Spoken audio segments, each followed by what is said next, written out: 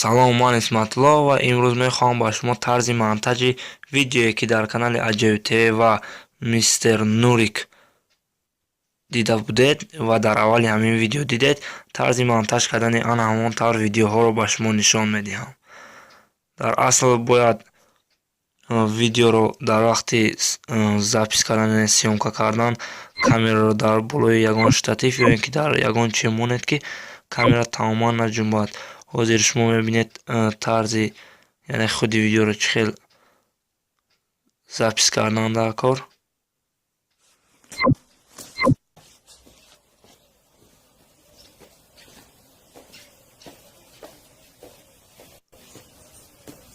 дар инҷо шумо дидестед яъне чӣ тавр бояд запис шавад.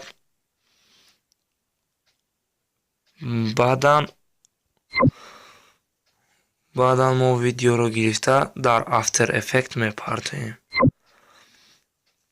яъне ки дар After Effects ҳамон ҷое ки нишон додам дар ҳамонҷо мепартоем.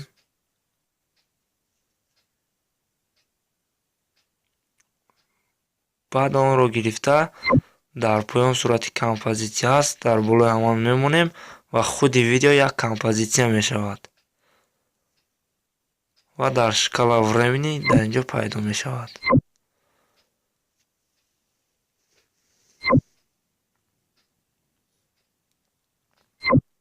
баъдан мо як кадри зарурӣ ба худамон зарур, яъне ки кадом кадреро ки хоҳем метавонем. ман ҳозир дар инҷо ба фикрам як кадри хеле хуб доштам, ҳамонро интихоб карда гирам. ҳозир дар ҳамин ҷоҳо буд. якта кадр қафо гардонем.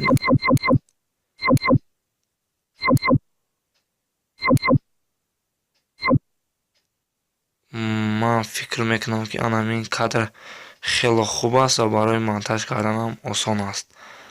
вақте ки ҳамин кадрро гирифтед, дар бораи видео як бор дигар меҷиқед ва кнопкаи рости мушакро зер карда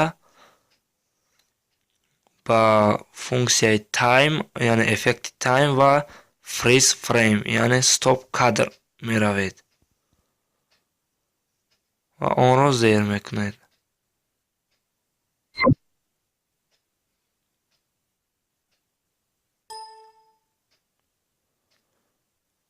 баъд видеоро аз аввалаш то ҳамон рости стоп кадри кардагиро оварда мемонед, яъне ки ҳамин стоп кадр аз ҳамон рост он тарафаш пайдо шавад.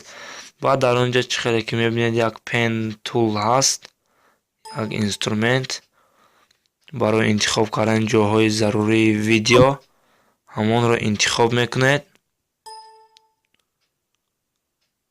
ва видеоро пеш оварда танҳо худатонро, яъне ҳамон ҷое ки поли баданатон бояд бошад, ҳамон ҷоро ба ҳамон pen tool интихоб мекунед. ногуфта намонад ки тавре интихоб кунед ки ягон ҷои сафед намонад, то ин ки видео ба монанди ҳақиқӣ шавад.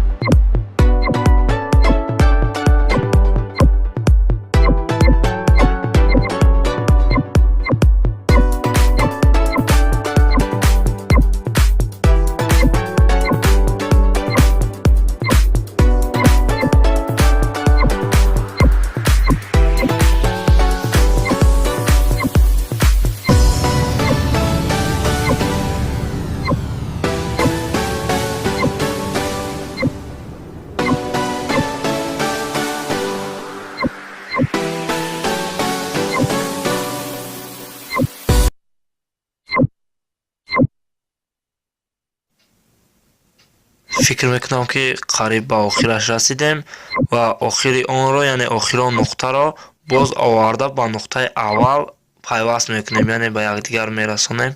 ва чӣ хеле ки мебинед ҳамон ҷое ки интихоб кардаед танҳо ҳамон ҷои видео мондаасту халос. баъдан видеои ҳамон асоси оригинале ки шумо дар After Effects партофта будед, ҳамонро гирифта дар болои ҳамин видеое ки нав монтаж кардед, дар болои ҳавай мемонед. бояд ҳамин хел шавад. ҳозир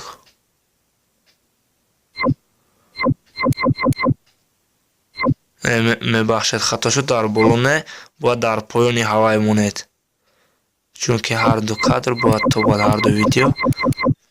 чӣ хеле ки мебинед, фикр мекунам ки дуруст шуд.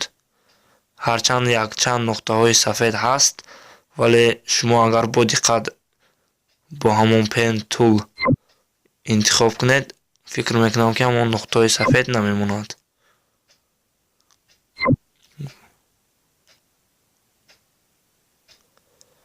боз дар охир як бор дигар видеоро бинед. дар канали мо обуна шуданро аз ёд набароред, лайк монданро. ва боз як чизи дигар гуфтанӣ будам ки агар шумо кадом эффектеро аз кадом киное мехоҳед, дар комментарӣ нависед, ба мо муроҷиат кунед. мо ҳатман тарзи тайёр намудани ҳамон эффектро ба шумо ёд медиҳем. дар охир мехостам як каналро ба шумо реклама кунам ва ин канали Android Taj мебошад ки дар ин канал видеоҳо дар бораи фаҳмондани андроидҳо, телефонҳои смарт ва боз хело ҳам видеоҳои ҷолиби дигар тайёр кардааст автори ҳамин канал. яъне яке аз онҳо чӣ хел программаро пинҳон кардан ва ғайраҳо. ссилкаи канал дар таги видео ҳаст, даромада дар ин канал низ подписатсия кунед.